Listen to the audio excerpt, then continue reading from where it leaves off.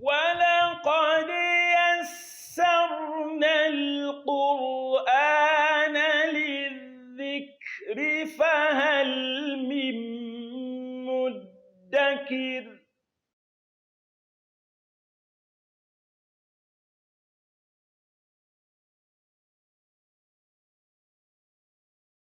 أعوذ بالله من الشيطان الرجيم بسم الله الرحمن الرحيم Assalamu alaikum wa rahmatullahi wa barakatuhu. Dear viewers, we welcome you to yet another episode of our program, your program, Quran Made Easy, reaching you from MTA Africa.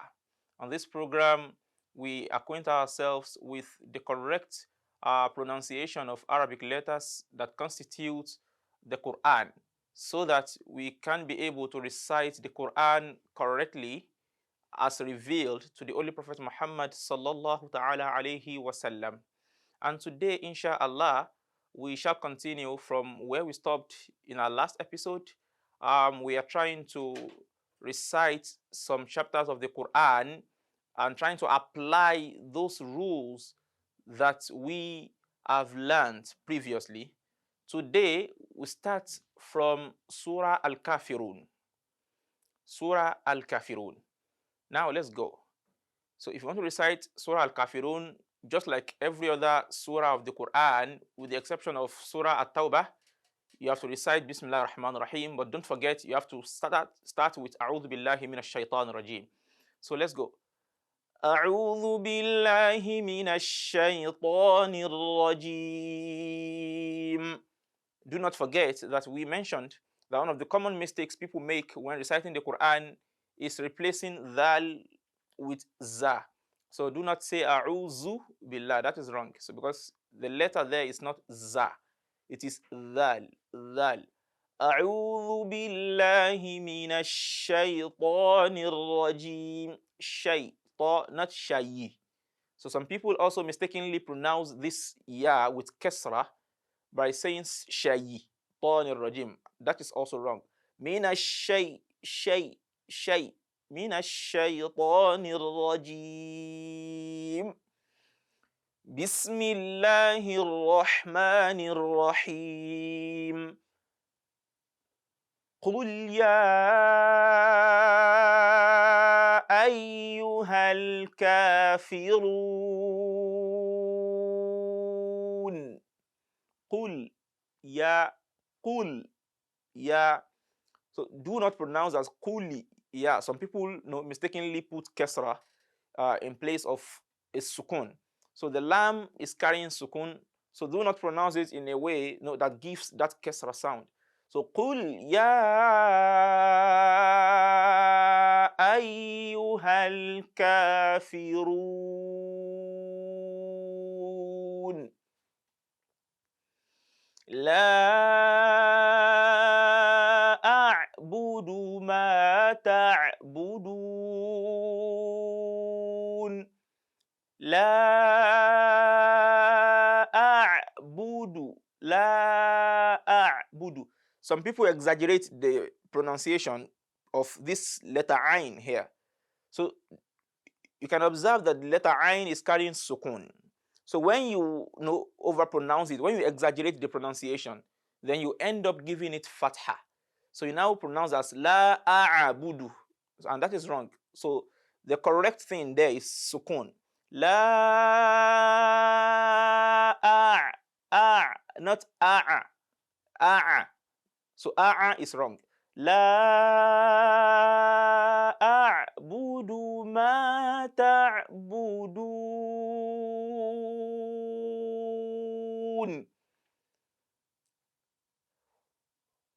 So that is correct. La a'budu ma ta'budun. Wala antum abiduna ma a'bud. Wala antum abiduna ma a'budu. Don't forget, don't say a'budu. Wala ana abidum ma abattum.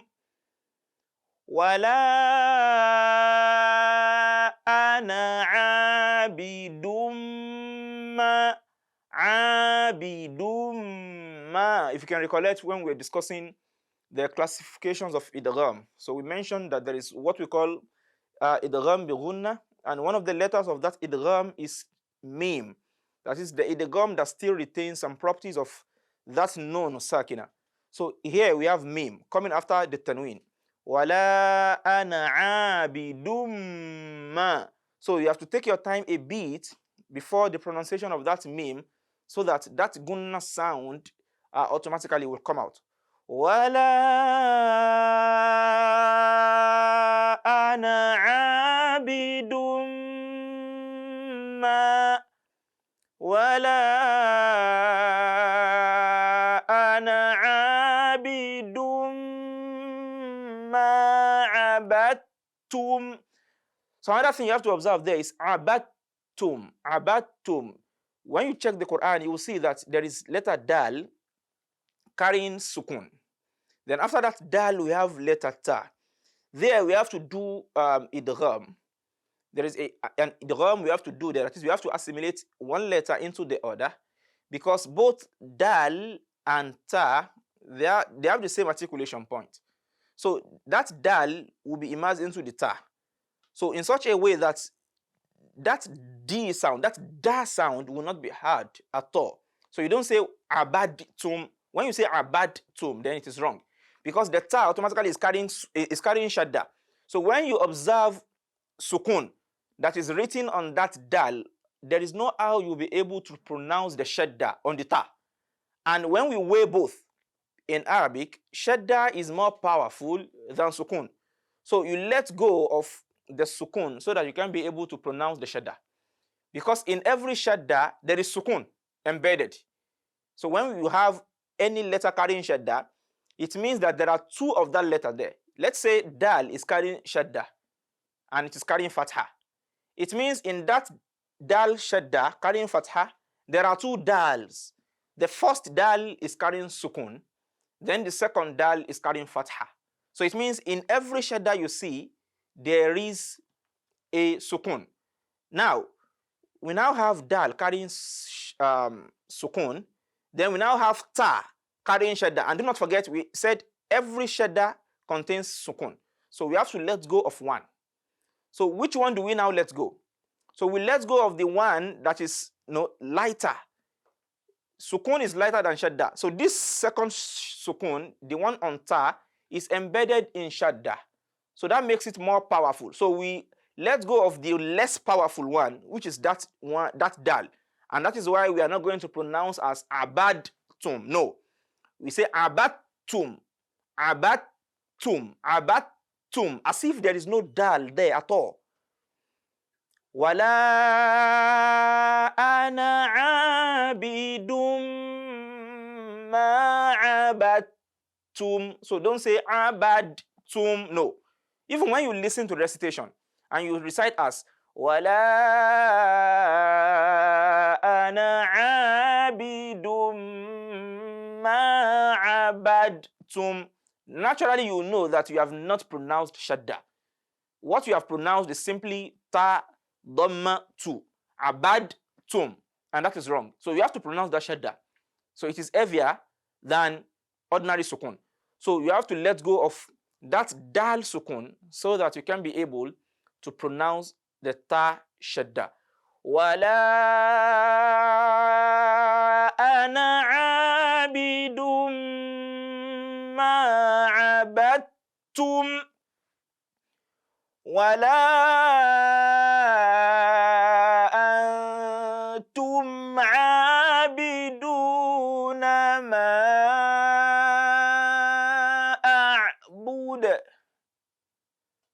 lakum dinukum waliyadin.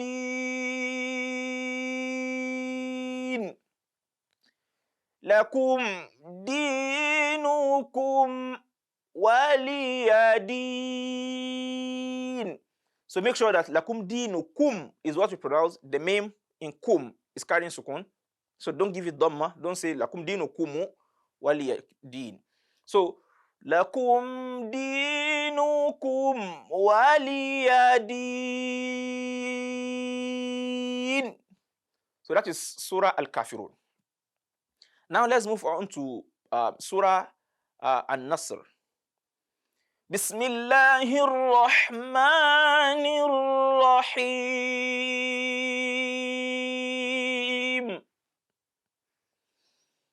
Idza jaa nasrullahi wal fath. Now, idha, don't forget that dhal. Idha jaa. The elongation has to be 6. Idha jaa. You can count with your fingers. Idha jaa nasrullahi wal fath.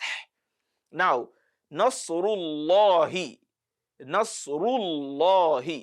Do not pronounce as Nasrullahi. So Nasrullahi wal fath. Now, there are two issues here. The ta is carrying sukun. The ha ordinarily is carrying dhamma. But by rule of recitation, when you are taking a pause, you give a compulsory sukun. When you are giving a pause, you give a compulsory sukun to that letter you are pausing on. So it has to be like that. So that means we now have two sukuns here. Ta sukun, then ha sukun. Then how do we pronounce it? So many people make the mistake of giving the first one kasra. You now hear people recite as idha jaa nasrullahi wal fatih. It's not wal fatih. No, it's not wal fatih. That ta, you give the sukun, then you give the sukun to ha also. The properties of ha will come out and you will see, you will hear it clearly. إِذَا جَاءَ نَصْرُ اللَّهِ وَالْفَتْحِ. Fath. You can hear the h sound. وَالْفَتْحِ.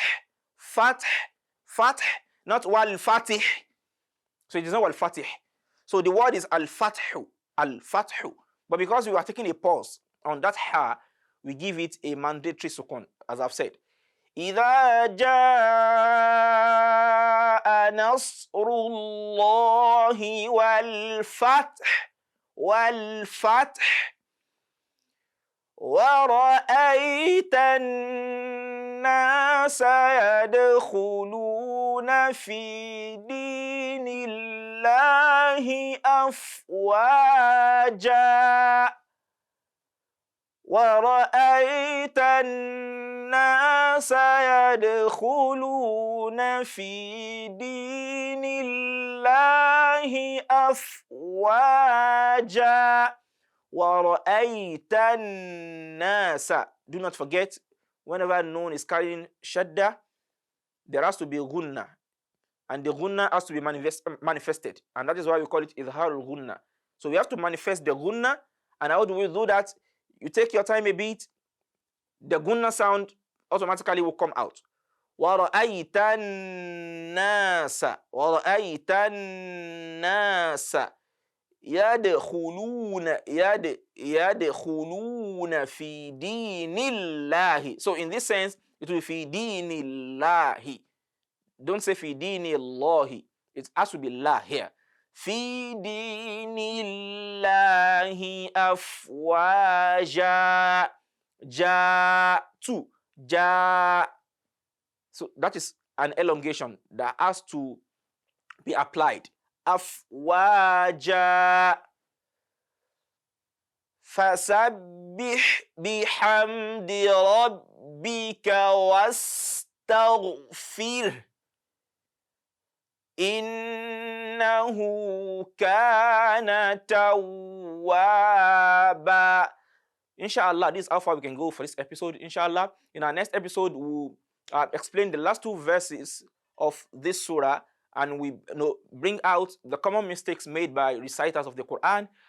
For questions and inquiries, you can please send them to africa@mta.tv. Do join us in our next episode. Wassalamu alaikum wa rahmatullahi wa barakatuhu.